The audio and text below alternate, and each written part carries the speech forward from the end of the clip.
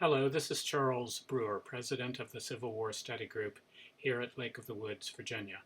Welcome to the recording of our program on April 28, 2023.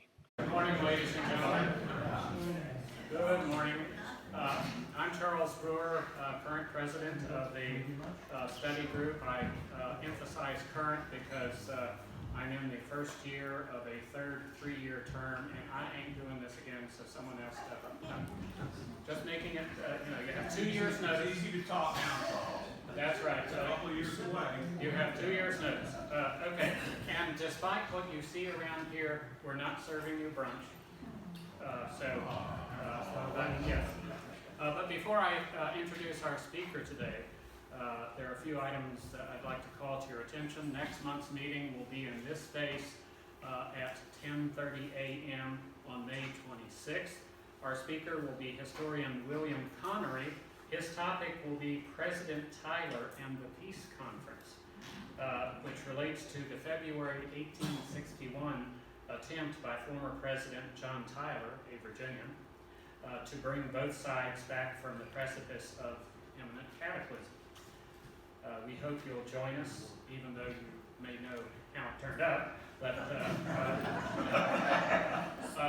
for a description, please visit the programs page of our website, civilwarstudygroup.org. And just so, in case you've never seen it, we do have a trifold brochure that I've placed a few copies of near the door that has scannable codes that you can just get right into our website, plus also for our various historic panels around Lake of the Woods, individual pages that relate to them. So please pick one of those up. And also over there are some business cards with a scannable civilwarstudygroup.org, whatever that's called. And take one of those or two of them, and if you happen to bump into someone who's interested in the Civil War, hand it out. So you're sort of like missionaries, okay? On our homepage of our website are details of two remaining author-led battlefield tour opportunities offered by Battlefield Tours of Virginia. So that's on our homepage. Reminder that there is a cost involved, but most interesting, it was well received, the one in April. Our speaker today is Dr. Eugene Betit, the doctor being Russian language and Russian area studies. And then he's presented to us before. He was a career Army officer in Army intelligence, a contradiction in terms, according to him. Gene has treated his retirement with gusto. An ordained permanent deacon in the Catholic Church, he has over the last 3 decades focused on various social justice issues. In the last decade, he has focused his energies on historical research and is the author of several volumes. His latest book is Unsung, Patriots, and believe it or not, he has brought a few copies along with some of his previous books as well. So after the presentation, he'll be present. You'll find them very interesting. The Unsung Patriots book, his latest, I'm in the process of reading it. I'm not through yet, but it's a valuable resource in my mind to allowing the general public to become informed about the military sacrifices and patriotism of African Americans throughout our country's history. All too often, those units were praised in the moment, immediately after the action, but forgotten or worse, deliberately omitted when histories of our conflicts have been written. So please welcome Gene Betit. Thank you all for coming. What I'm about to say is lifted from my third chapter of my book, Unsung Patriots, which was a big step forward for me because the other 3 books I published, I paid to have published. I got paid for this book by Stackpole Press, which most of you know publishes military books, so I'm like a giant leap forward. though I'm not independently rich yet. In the 1970s, neo-Confederates began to spin tales of black soldiers fighting for the Confederacy to bolster the cause mythology. However, according to the American Battlefield Trust, the official records of the War of the Rebellion, which many of you know, are a collection of records from both sides in over 128 volumes compiled by the War Department from 1880 to 1901, mentions black Confederate soldiers exactly 7 times. 3 record individual black men shooting at Union soldiers. 1 mentions capturing a handful of armed black men. And the other 3 reports describe unarmed black laborers.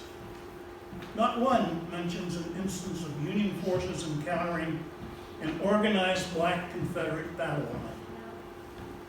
This is not surprising, since race consciousness was high in the Confederate Army and in the South in general. And as I point out in the book and in other books I've written, in the North as well. It's not like we can point fingers. Soldiers accused of being mulattoes, a term we don't use anymore, but anyone with some drops of black blood, which they probably got by the master impregnating one of his female slaves, a very common practice, were expelled. Anyone suspected of being a mulatto was expelled from the ranks. And as we will see, slaves and freemen were not authorized to fight until mid-March 1865. Correlate, remember, mid-March, 9 April. It's the start of the end. It's not when the Confederacy gave up, that was when Lee surrendered, but within a month, all the other armies did too. Both sides used large numbers of blacks to build fortifications and in a variety of support functions: teamsters, blacksmiths, hospital orderlies, and so forth.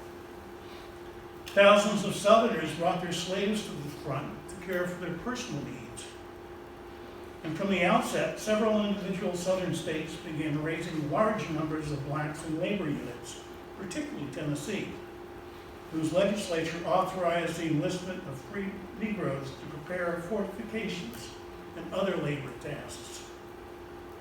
In March 1863, the Confederate Congress enacted the Impressment Act, increasing the already heavy use of slaves in a variety of support activities.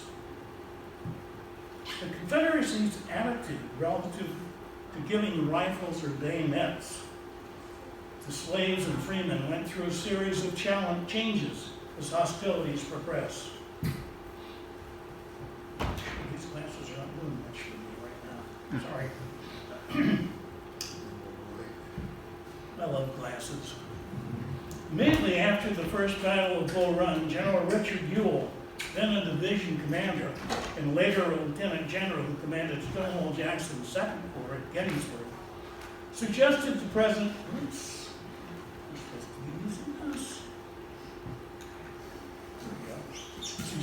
President Jefferson Davis the necessity of arming slaves to ensure Southern independence. Davis responded that Ewell's proposal was, quote, stark madness that would revolt and disgust the whole South. When asked who would command a brigade of Negroes, Ewell declared his willingness to do so. From the start, they acknowledged that the South's slave population was the chief source of information for Union commanders. All Southern commanders knew that slaves who left their plantation were the enemy's best source of information. Slaves and the few free blacks in the South also assisted escaped Union prisoners and served as guides and scouts for Union forces. For this and other reasons, Lee initially had doubts that blacks could be trusted to bear arms in support of the Confederacy. But as the South's chances of obtaining independence dwindled, Lee's opinion began to evolve. On January 11, 1863, that is 10 days after the Emancipation Proclamation was issued, General Lee wrote a letter to Secretary of War James Seddon. He said, "In view of the vast increase of the forces of the enemy, of the savage and brutal policy he has proclaimed, which leaves us no alternative but success or degradation, worse than death. If we would save the honor of our families from pollution, our social system from destruction, let every means be employed to fill and maintain the ranks of our armies." The South was always afraid of servile insurrection, and the idea of the Union arming blacks terrified them. In March 1864, the Confederate Congress authorized the Bureau of Conscription to draft up to 20,000 male slaves to work on fortifications, and they paid them $11 a month, but directed that slaves were not to be drafted if enough free blacks were available. Newspapers urged owners to free slaves for national defense, so the government's policy could not be mistaken for emancipation. Curiously, the Confederate government believed that with the enrollment of slaves in large numbers, white deserters would, quote, gladly return to their units. I mean, that really seems strange. It didn't happen.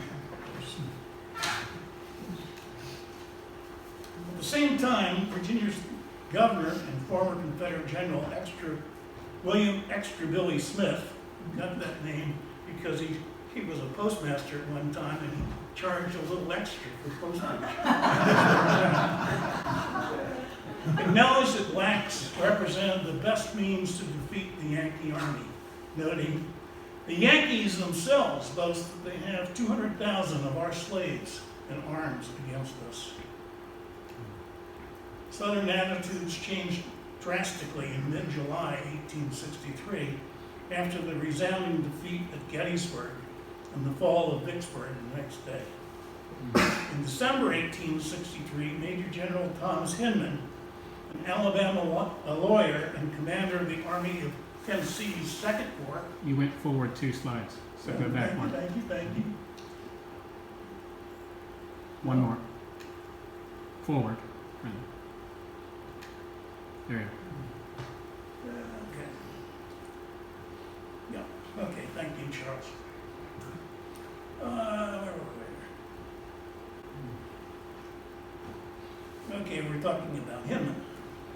Commander of the Army of Tennessee's Second Corps penned an anonymous letter that was printed in the Memphis, Tennessee Appeal newspaper, suggesting that slaves be organized into military units.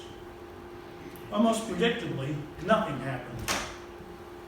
But on January 2nd, 1864, Hinman's law partner, Major General Patrick Cleburne, an Irish immigrant who was one of the South's best division commanders, the Stonewall of the West, presented a well-thought-out proposal endorsed by 13 subordinate officers at an Army of Tennessee staff meeting attended by General Joseph Johnston and his corps and division commanders. Describing the Confederacy's dire situation, Cleburne pointed out that the war to preserve slavery had effectively been lost by the dual defeats at Gettysburg and Vicksburg. Although Confederate President Jefferson Davis claimed to have a plan to salvage victory, Cleburne dismissed this as a political smokescreen, observing, "We see in the recommendations of the President only a temporary expedient, which at the best will leave us 12 months hence in the same predicament we are now." Cleburne continued, "Our single source of supply is that portion of our white men fit for duty and not now in the ranks. The enemy has 3 sources of supply. First, his own population. Secondly, our slaves. And thirdly, Europeans, meaning immigrants, whose hearts are fired into a crusade against us by fictitious pictures of the atrocities of slavery. and who meet no hindrance from their governments in such an enterprise, because these governments are equally antagonistic to the institution. Cleburne noted that slavery had originally been a major source of strength for the South, but the institution was now one of our chief sources of weakness. Moreover, slavery was also a major obstacle hindering recognition by Great Britain and France.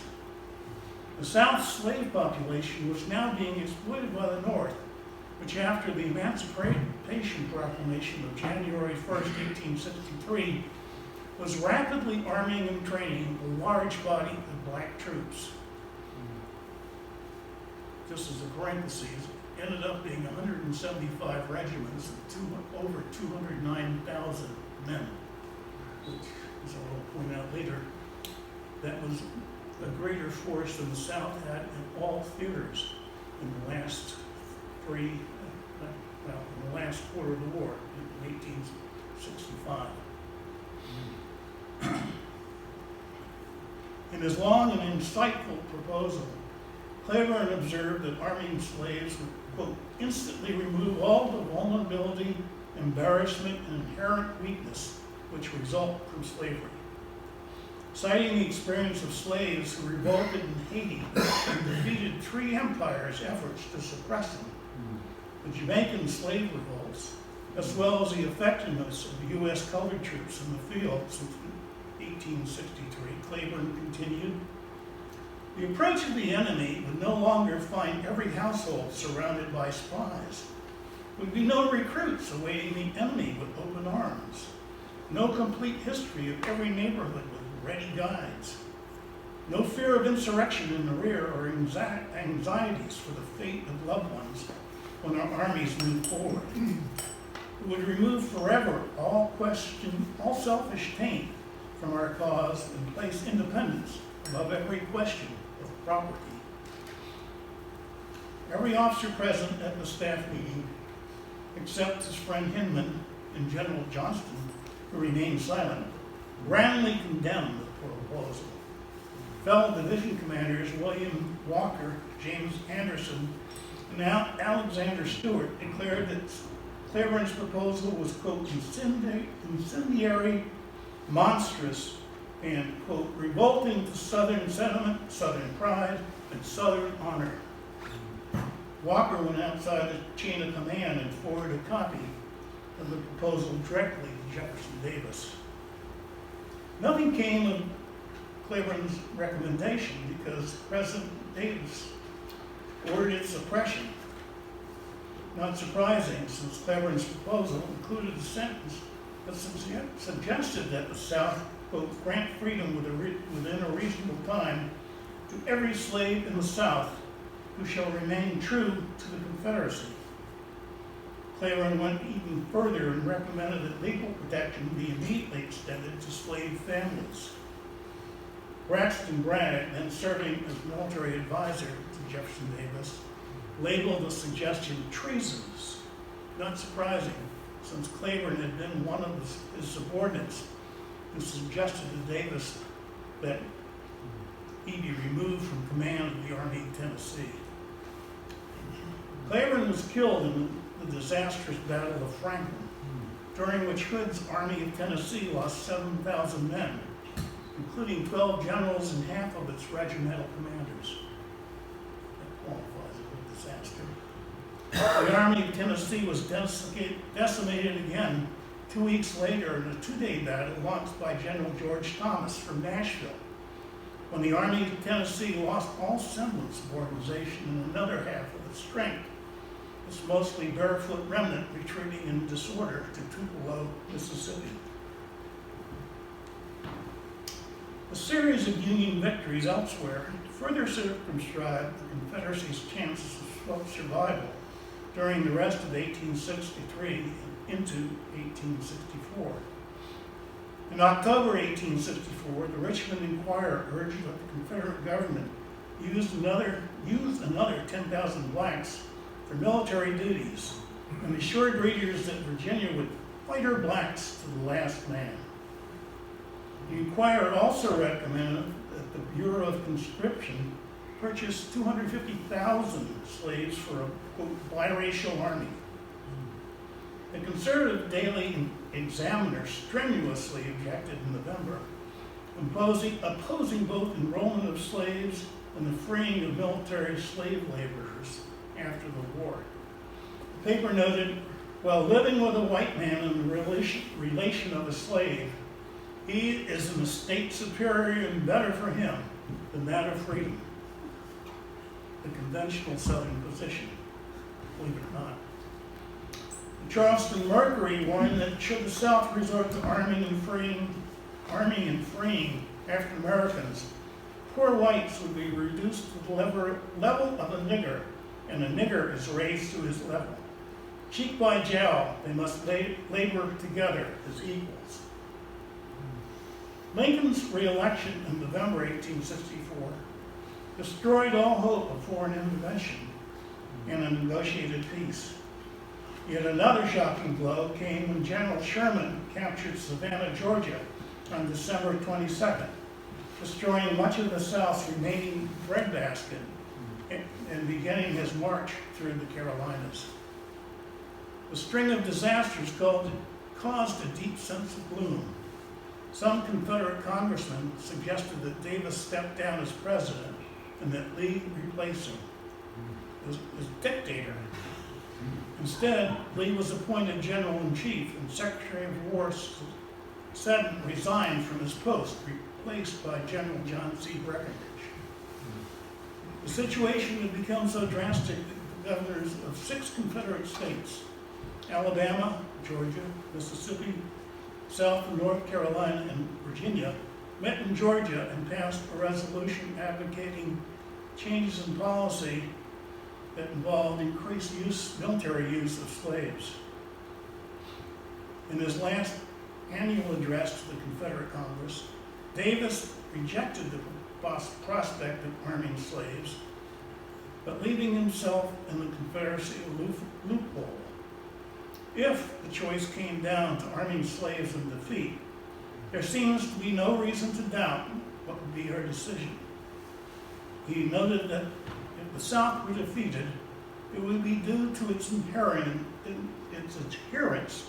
to outmoded theories of black inferiority, and the Confederacy's tombstone would read, "Died of a theory."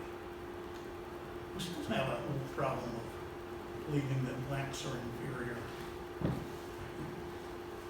I think. Oops. Which one's my place?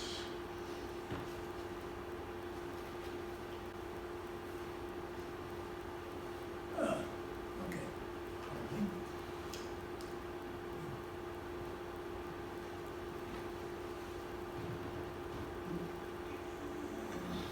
The dismal series of Confederate setbacks finally converted Lee in the fall of 1864. On January 11th, Lee responded to a letter from influential Virginia Senator and former Secretary of State Robert Hunter, conceding that notwithstanding his preference for white troops, black soldiers would have to do.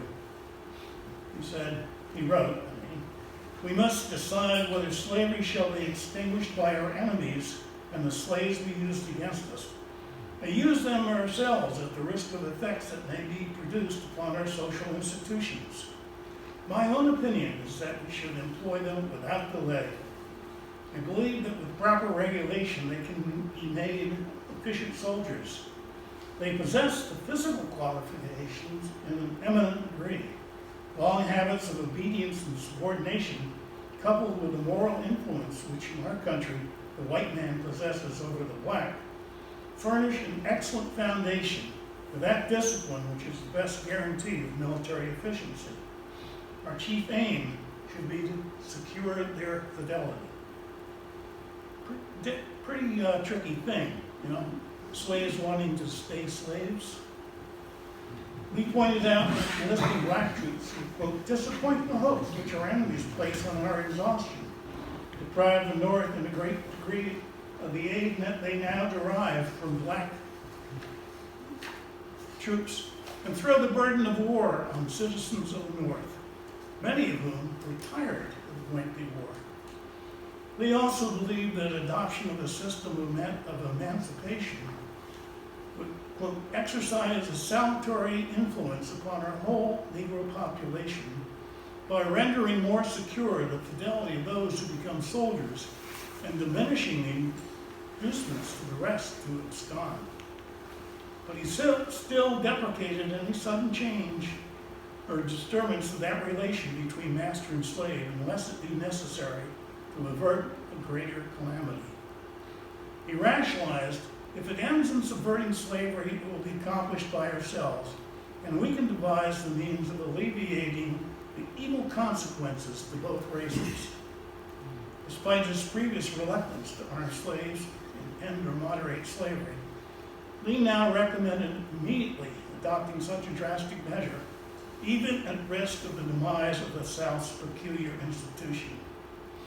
He reminded Hunter that the Federal Army's greatest success came after Lincoln's decision to arm, as he wrote, 280,000 black soldiers, many of whom came from Virginia. Lee also wrote a letter to Jefferson Davis imploring the government to hesitate no longer. The services of these men are now necessary to enable us to oppose the enemy.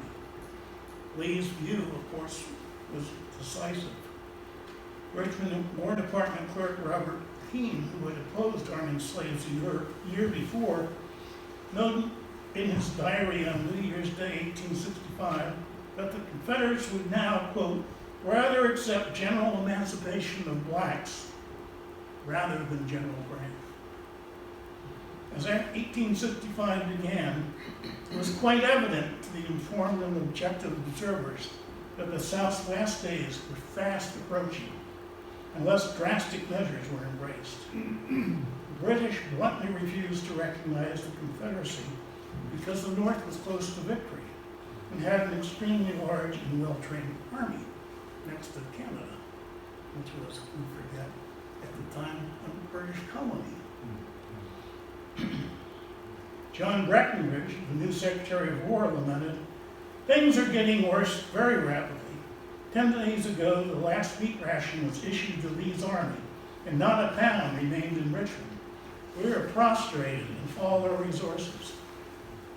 The Chief of Ordnance, General Josiah Gorgas, asked in January, "Where is this to end? No money in the treasury, no food to feed General Lee's army, no troops to oppose Sherman." In early February, Grant received information indicating that Lee was reduced to begging local farmers to, quote, sell or loan as much corn and meal and molasses as they can spare. Confederate soldiers began to desert en masse as hopelessness soared due to lack of food, clothing, ammunition, and grossly understrength units, many lacking officers. By the time the war ended, more than 100,000 Confederate soldiers had deserted, most of them non-slave-holding yeoman farmers, indispensable for the support of their families, and gravely concerned about their wives' and children's welfare. And what historian Ron Chernow described as a slow-motion unraveling. The once proud Army of Northern Virginia was thinned out by a massive desertions at Petersburg, equaling roughly a regiment per day. Lee's army lost 8% of its strength in January and a like percent in February, making his defensive line progressively more tenuous. Historian Erwin Jordan Jr. estimates that Lee lost a third of his army to casualties and desertions in 8 months while bottled up at Petersburg. The South's attitude towards arming blacks changed out of sheer necessity. Secretary of State Judah Benjamin began to argue forcefully that unless blacks were recruited and armed, Lee would be forced to abandon Richmond. On February 9th, Benjamin told a group of slaves, "Fight for your masters and you shall have your freedom." Benjamin proclaimed that there were 680,000, that's what he wrote, 680,000 blacks who were potential soldiers, and insisted that within 20 days the Army of Northern Virginia could be reinforced enough black soldiers to resume the offensive. But Congressman James Leach in North Virginia was infuriated by Benjamin's speech, declaring it a disgrace and an insult to public opinion. Many others were also incensed. Lieutenant General John Brown Gordon, commanding Lee's Second Corps, expressed frustration and irritation that the Confederate Congress remained reluctant to take decisive action. He wrote, "You're having many desertions caused, I think, by the despondency in our ranks. It is a terrible blow that defeat the Negro bill in Congress. Troops all in favor of it would have greatly encouraged the Army. They are much disappointed at its defeat. What mean the national legislatures? We shall be compelled to have them or be defeated. With them as volunteers in fighting for their freedom, we shall be successful.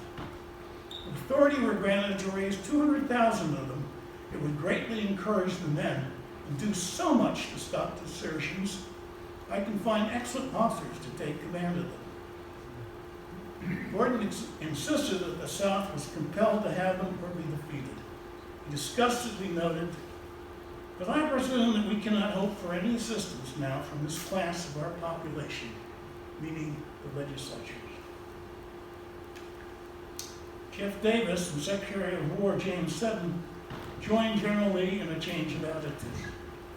Having resorted to the draft in March 1862, the South had no other option for replacements of manpower, since it was already drafting boys as young as 14 and men as old as 60. The Confederacy had definitely scraped the bottom of the barrel.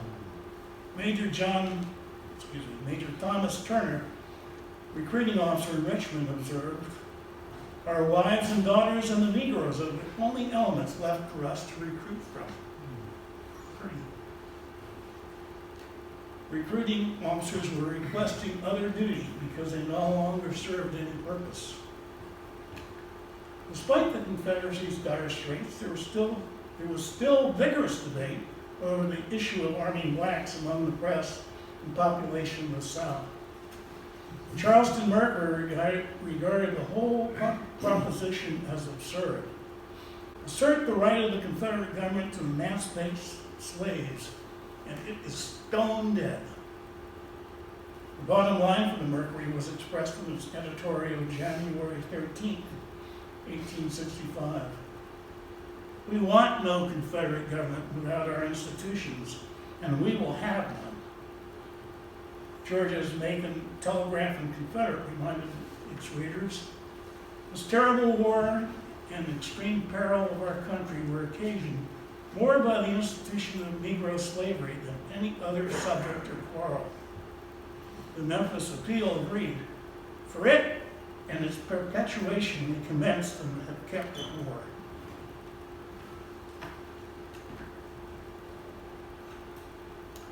The Richmond Examiner went straight to the point. Arming blacks was opposite to all the sentiments and principles which had heretofore governed the Southern people. The Richmond Whig reminded readers of the South's long-standing position that was that servitude is a divinely appointed condition for the highest good of the slave, and the condition in which the Negro race especially may attain the highest moral and intellectual state of which they are capable. To arm slaves, the Whig insisted, was a repudiation of the opinion held by the whole South. North Carolina Governor Zebulon Vance declared, "Our independence is chiefly desirable for the preservation of our political institutions, the principle of which is slavery." Texan Caleb Cutwell was even more emphatic, declaring, "The South without slavery would not be worth a mess of pottage." Virginia's Lynchburg Republic curtly observed that for slaves to be armed, the Confederacy would prove to be not worth one drop of the precious blood which has been shed in its behalf. These examples are a small sampling of the outcry raised in the press over the prospect of arming slaves. Virginia Senator Robert Hunter urged the rejection of European pressure for emancipation, arguing, "What did we go to war for if not to protect our property?" Tennessee Congressman Henry Foote asked rhetorically, "If this government is to destroy slavery, why fight for it?" Georgia Governor Joseph Brown, the Richmond Whig, and Senator Hunter all pointed out that even limited abolition of slavery violated the Confederate Constitution. Hunter's opposition to this measure was deep. He declared, "If we were right in passing this measure, we were wrong in denying the old government the right to interfere with the institution of slavery." The old government, of course, is the Union. Interfere with the institution of slavery and to emancipate slaves. Besides, if we offer slaves their freedom, we confess that we were insincere or hypocritical in asserting that slavery was the best state for slaves themselves. If we could make them soldiers, the condition of soldier being socially equal to any other in society, we could make them officers, perhaps to command white men. Hunter feared that a future Confederate president with dictatorial intentions could use black troops to seize the liberties of the country and put white men under his feet. It's amazing what the imagination of almost everybody can conjure up. Hunter could not believe that the heroes of Manassas, Fredericksburg, Chancellorsville, and Cold Harbor were holding out their hands, quote, for Negroes to come out and save them. Apparently, Hunter did not appreciate that the problem was that large numbers of these brave men now rested underground, and the South lacked manpower to replace them. In late March, Jeff Davis wrote to Virginia's governor, ex-Tribili, "It is becoming daily more evident to all reflecting persons that we are reduced to choosing whether the Negroes shall fight for or against us, and all arguments as to the positive advantages or disadvantages of employing them are beside the question, which is simply between having their fighting elements in our ranks or those of the enemy." He could point to a limited measure of public support, as the Richmond Senate declared any black who volunteered would become a brother in arms, also suggesting that whites who opposed the measure should refrain from public dissent. The paper opined that after the war, Confederate States colored troop veterans would wear badges of merit and hold certificates of honor as the new black aristocracy. But before this could happen, state laws arming blacks had to be repealed. Not every Confederate state was so inclined. North Carolina's legislature specifically passed resolutions that prohibited undertaking this precarious war measure. And Texas also passed resolutions endorsing the perpetuation of slavery. Ironically, the institution was in the process of crumbling along with the Confederate government. Edward Pollard, one of the editors of the Richmond Examiner, wondered why, if arming slaves was such a good idea, it had not been implemented in the war's early phases, when black soldiers would have made a greater difference. He also wondered practically how 200,000, or any large number, of black soldiers were to be armed and fed when the Confederacy's cupboards were nearly bare of food, uniforms, and equipment. Not surprisingly, even in extremis, Southern politicians and the populace's opinion continued to be strongly divided in such a drastic measure as arming slaves and freemen. And so the days went by.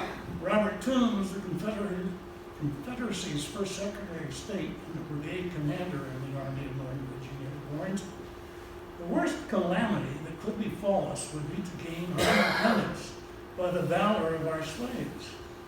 The day that the Army of Virginia allows a Negro regiment to enter the lines of soldiers, they will be degraded, ruined, and disgraced."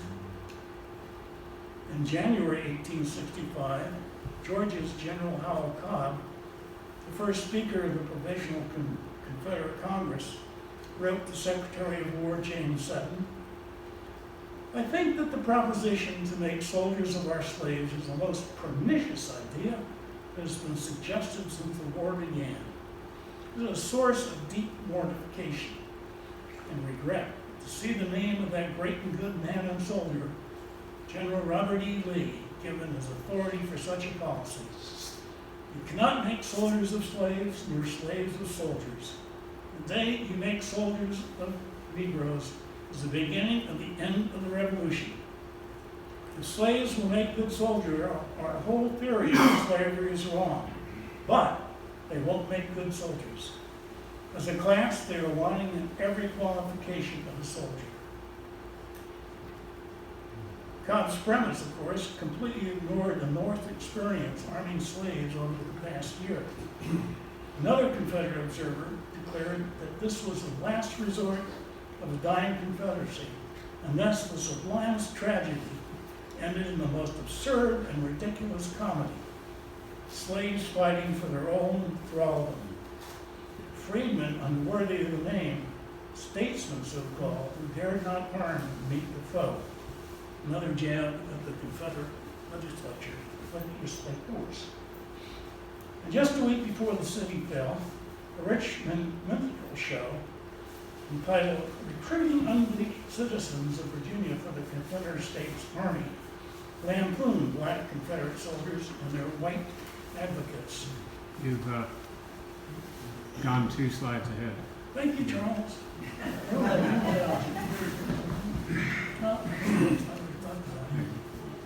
Yep, okay. Southern bureaucracy did not move rapidly on such a vital issue. Well, Congress, you know. Congresses, I've seen most of them are all like. Southern bureaucracy did not move rapidly on such a vital issue because of deeply ingrained opposition. After an impassioned debate in secret session, the Confederate Congress finally approved the measure authorizing arming black slaves on March 13th by a vote of 27 to 38 in the House and 9 to 8 in the Senate, with many abstentions.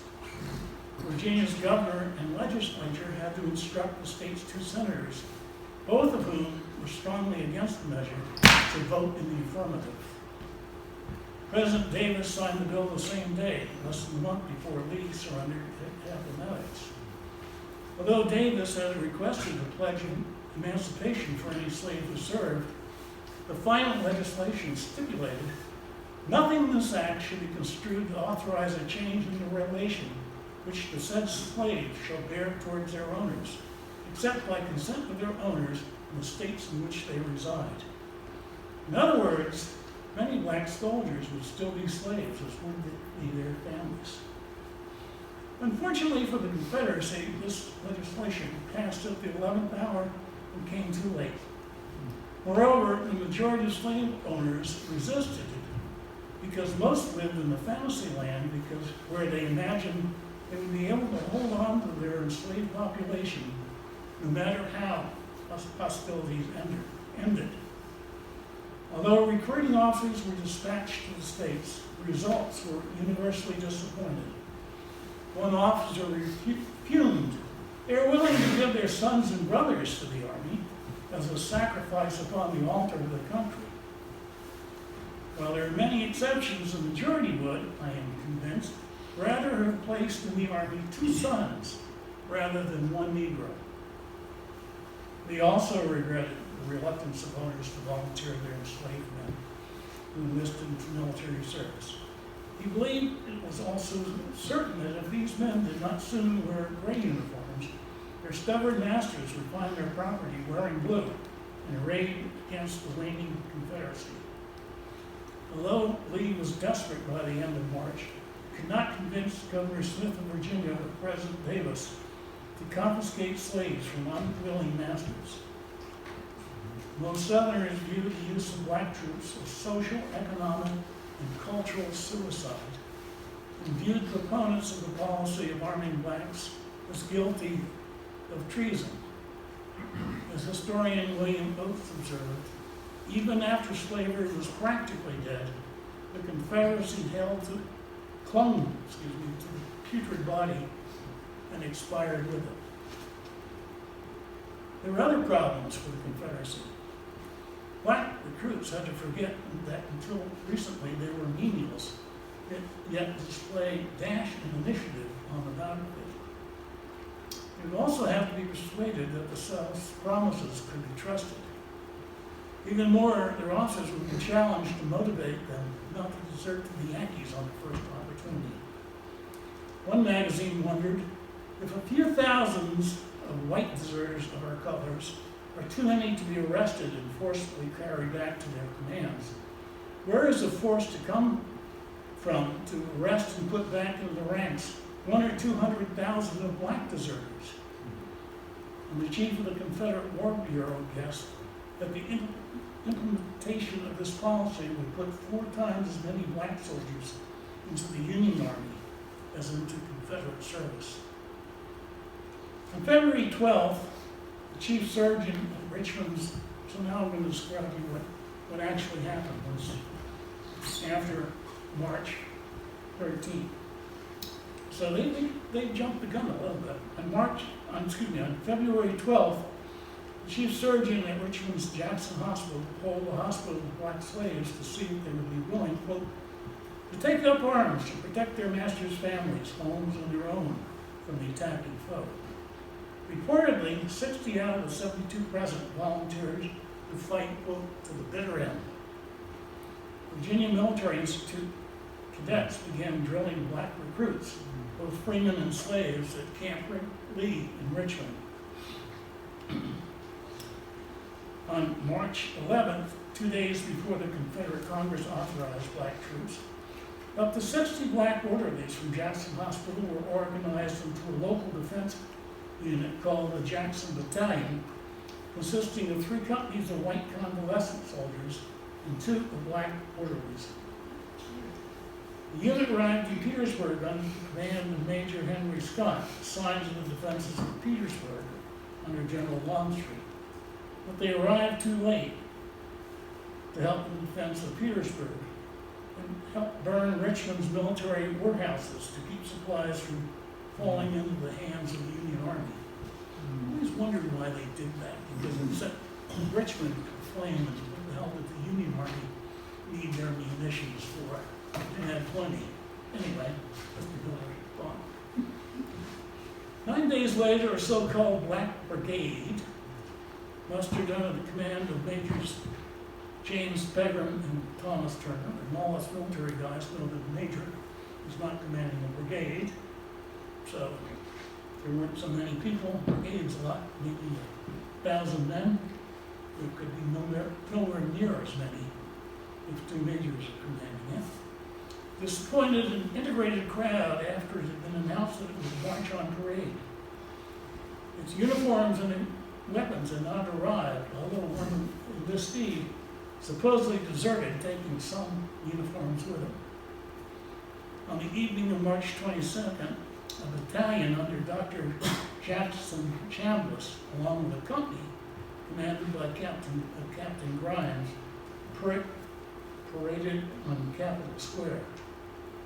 Charles McKnight, an ordnance clerk, informed his brother that they were the first company of Negro troops raised in Virginia.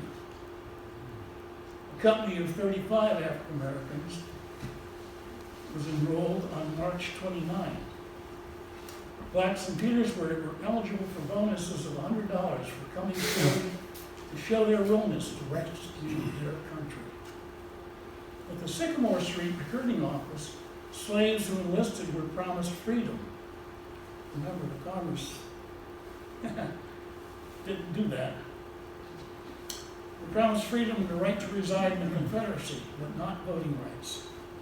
On the other hand, the few black volunteers in uniform were hooted at and pelted with mud and other objects by boys on the street of Richmond.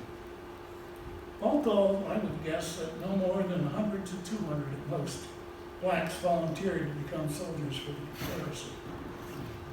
On April 2nd, they dispatched a hurried letter to Jeff Davis listing 20 men who were willing to to command black units.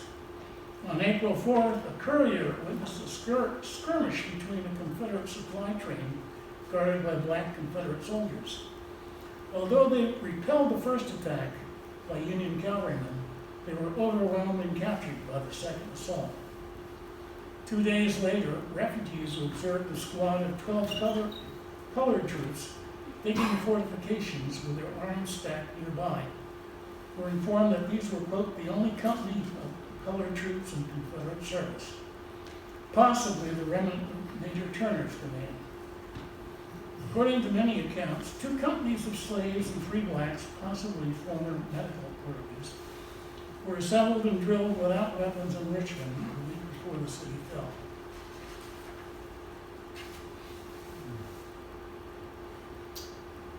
Richard Pollard, the same gentleman who had been an editor of the Richmond Examiner, wrote in The Lost Cause, and some of you are probably not familiar. It's a pretty amazing fact. In 1866, i.e. a year after the war ended, he wrote a book about this thick, described the campaigns of the Civil War. It was titled The Lost Cause, and that's where we get the mythology, I'm going to call it. Might provoke an argument and discussion here, which I welcome. Anyway,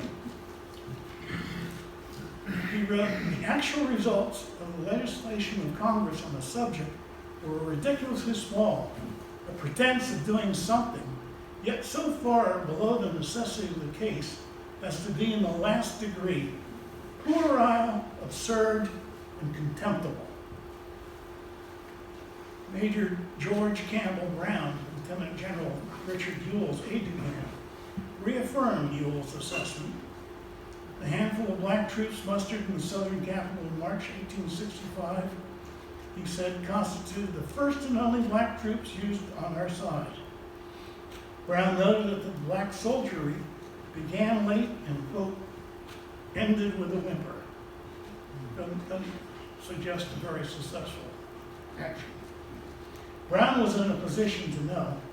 General Ewell then commanded the forces responsible for the defense of Richmond and would have been entrusted with the recruiting and training African-American soldiers. Historian Benjamin Quarles observed that the Confederacy was, quote, enslaved by a system of values which stamped blacks as inferiors. Arming and training blacks contradicted the very foundation of the Confederacy and negated the cause of the South's secession. Most Southerners considered blacks contemptibly inferior and were convinced that it was impossible that they could make good soldiers, even though the North had been providing convincing evidence to the contrary since October 1864, when the 1st Kansas Colored Infantry defeated their opposition, which outnumbered them actually, at Island Mound. And they were green recruits. The U.S. colored troops provided a continuous string of examples after that, but the South refused to let go of slavery, its cornerstone, the source of most of its wealth. Had Cleburne's proposal been implemented in 1864, the Confederacy might have prolonged the war to a stalemate. The North was almost as prejudiced against African Americans as the South, but realized that blacks were the only remaining source of replacements. Under Grant, Union forces attacked simultaneously on all fronts, beginning in the spring of 1864. As I mentioned, augmented by 125 U.S. colored regiments, a larger force than all the forces the Confederacy had in the field in the last year of the war, permitting the Confederacy to be dissected and ultimately destroying its war-fighting capacity.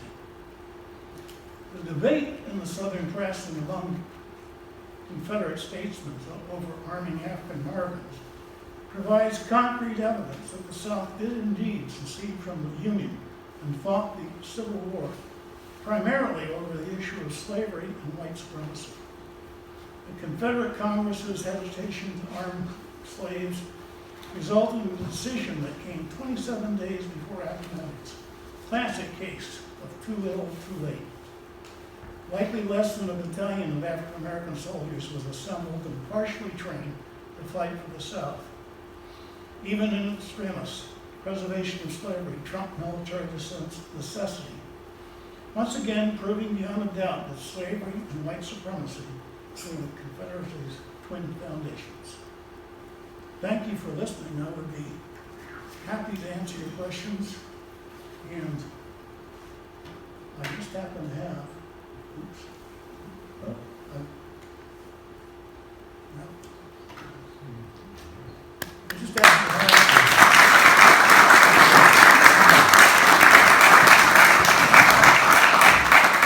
I always like surprises. I had a slide that had my 3 books on it and their prices. So I'll take I'm going to just grab the books first and then take questions. I hope you have some. Anyway, the first book I wrote is titled War's Cost. It's about a gentleman, Isaac Height, who built Belle Grove, a manor house that ended up being used by 4 different Union commanders in the upper Shenandoah Valley.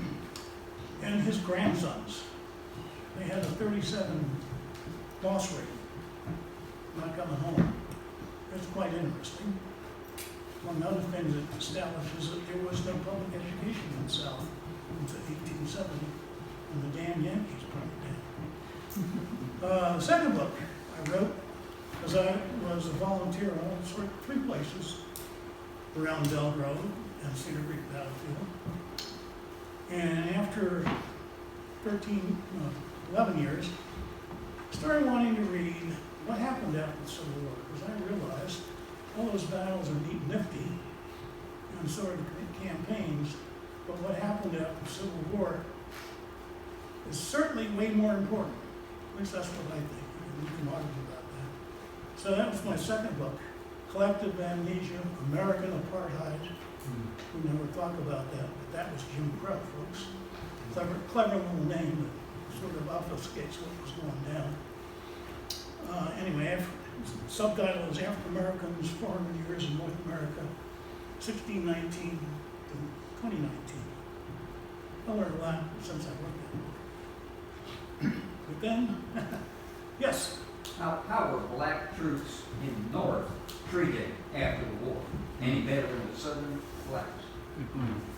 Well, they were disbanded pretty quickly, but since they had come online later than a lot of white regiments, they stuck around. In fact, right at the end, I'm not sure what date, but there was a whole black corps commanded by a German immigrant, Weitzel, that first of all, they were the ones that went into Richmond, ironically, and put out the fires. And then they were sent down to the Mexican border, because at the time, France was, Napoleon was trying to get an Australian in there. I'm terrible with names. So In Austrian, not an Australian. huh? An Austrian, not Yes, an Australian. That's true, yes. Yeah, trust me, when I was sitting down writing them, I don't make those mistakes. Anyway, so we had an army of observation, and we actually went in with it. Someone could write a great book about that, and I don't know that there's one been written. The North essentially. What was Northern sentiment They about blacks in the military after the war? Well, it's hard to do across the board, but originally they were just as prejudiced as the South was. But when a lot of the Northern soldiers saw the black troops in action, their minds drastically changed. That includes general officers too. Although Grant was somehow not prejudiced against them from the start. I mean, we were due to a whole batch of black troops in the Mississippi Valley, and Grant had them sent by railroad to Petersburg. think the right figure is 1 in 7 Union soldiers were African American around Petersburg. That's a pretty impressive fact. Yeah, I recommend my book, actually. For the whole, because the other thing that came out of it, the U.S. colored troops were so impressive that the U.S. Congress, not known for taking immediate action, authorized 6 regiments of black regulars in 1866. 3 years later, it was cut back through the budget things, but the white regiments were all cut back too. So there ended up being 4 regiments, 2 cav, 20% of cavalry, but one, we call it one the less one. We're looking for new verbs now. Suppress the native Indians, accomplish the genocide, whatever. And 2 infantry regiments. Yes, ma'am. Did the black Union soldiers receive a pension after the war? They did. Including their widows.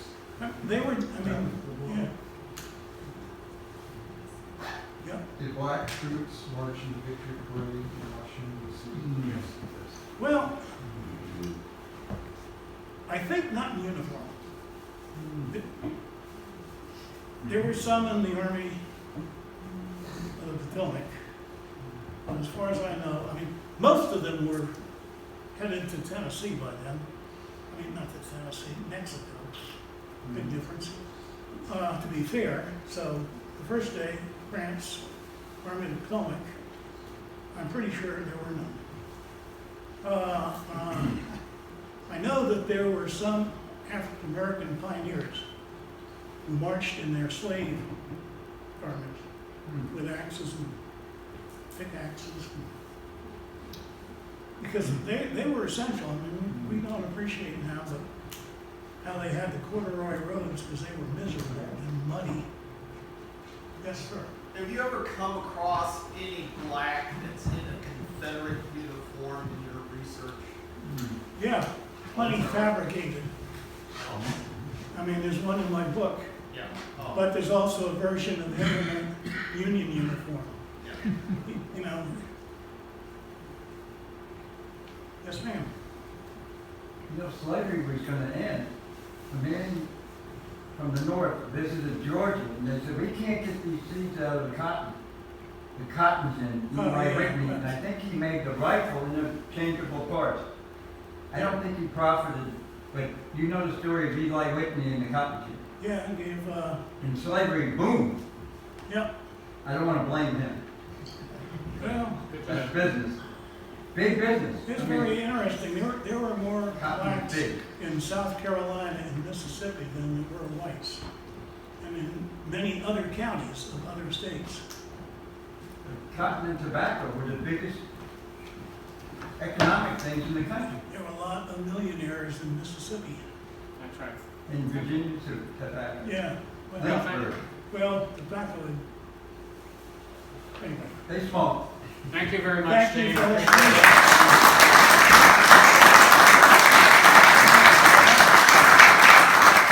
Okay. I am told that that each of you should frisk yourselves because a phone was found in the parking lot. Oh no. So make sure that you have your phone, and if you can offer the password that unlocks the phone, obviously it's yours. But it's at the desk of the secretary inside the office here. In any event, thank you very much for coming, and hopefully we will see you all here next month. And have a good day. Before you go, please remember to visit our website often, civilwarstudygroup.org. We make every attempt on a regular basis to provide informative content. Thank you for visiting, and God bless.